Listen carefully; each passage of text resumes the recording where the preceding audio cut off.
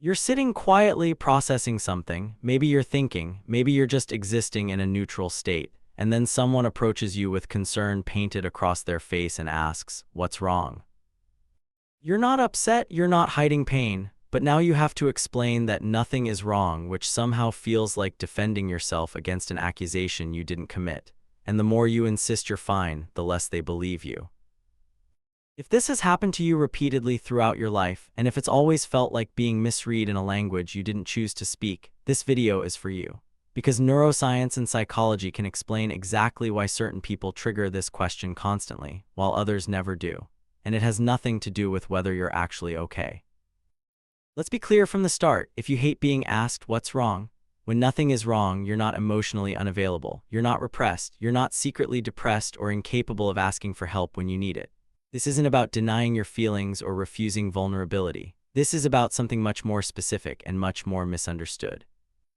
The reaction you have to this question is rooted in a fundamental mismatch between how you process internal states and how other people read external signals. And that mismatch reveals something fascinating about emotional expression, social expectations, and the quieter architecture of certain nervous systems. Here's what's happening neurologically. Research from the University of California and later studies in affective neuroscience have shown that people vary dramatically in something called affective expressivity, which is essentially how much your internal emotional state shows up on your face and in your body language. This isn't about emotional depth, it's about emotional broadcast strength. Some people have high concordance between what they feel and what they display. If they're thinking hard, they furrow their brow. If they're content, they smile softly. Their face is a live feed of their inner world. Other people, the ones who get asked what's wrong, all the time have lower concordance. They can be perfectly content while their face sits in what researchers call a resting neutral or even a resting concerned expression. They're not performing their internal state outward, and this creates a perception gap. Add to this the fact that humans are wired to detect threat and distress faster than contentment. We evolved to notice when someone in our group might be suffering, because group cohesion mattered for survival. A 2012 study published in Emotion found that people are significantly faster at detecting sad or angry faces than happy or neutral ones. So if your neutral face has even a slight downturn, or if you're simply not actively projecting positivity, others will flag you as potentially upset, even when you're not. Now let's flip the lens. Why do people feel compelled to ask what's wrong in the first place? It's not malicious, it's deeply human. For many people, emotional attunement is how they connect. They scan faces, read body language, and offer support as a way of maintaining social bonds. Asking what's wrong is an affiliative behavior. It says, I see you, I care, I'm here. For people who express emotions outwardly and expect the same from others, silence or stillness can feel like a wall. They interpret your neutral state as withdrawal, and withdrawal feels like disconnection. There's also an element of anxiety regulation at play. When someone asks you what's wrong, they're often trying to resolve their own discomfort with ambiguity. Faces that don't telegraph clear emotional information create uncertainty, and uncertainty is neurologically uncomfortable. Asking the question is a way to close the loop, to convert ambiguity into clarity. It's not really about you. It's about them managing their own need for predictability in social interactions. Understanding this reduces the sting. They're not accusing you, they're trying to connect in the only way their wiring knows how. But here's the core tension. If you're someone who processes emotions internally, who doesn't reflexively broadcast every shift in mood, and who experiences your inner world as private until you choose to share it, being asked, what's wrong, feels like an invasion.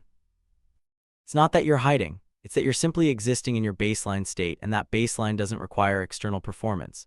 You might be reflecting, problem-solving, daydreaming, or genuinely content in stillness. You don't feel the need to animate your face to match some socially expected level of expressiveness. And when someone insists that something must be wrong, it's like being told that your natural state is incorrect. This is where identity differences become crucial.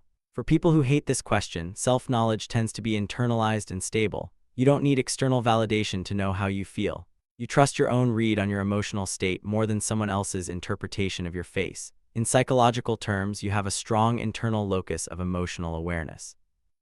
Contrast this with people who rely more heavily on external feedback to understand themselves. They might feel uncertain about their emotions until they talk through them, until someone mirrors them back, until the feeling is named aloud. For them, checking in with others is part of how they process. Asking what's wrong is an extension of that same relational style. They're externalizers, you're an internalizer. Neither is better, they're just different systems for navigating emotional life. There's also the question of where this tendency comes from. For some people, it's temperament. They were born with a less expressive face, a calmer nervous system, a lower baseline for outward emotional display. For others, it's learned. Maybe you grew up in an environment where emotional restraint was modeled, where feelings were private, where you were taught that not everything needs to be shared. Or maybe you learned early that people misread you often, so you stopped trying to perform clarity and just accepted that your face doesn't match the social script.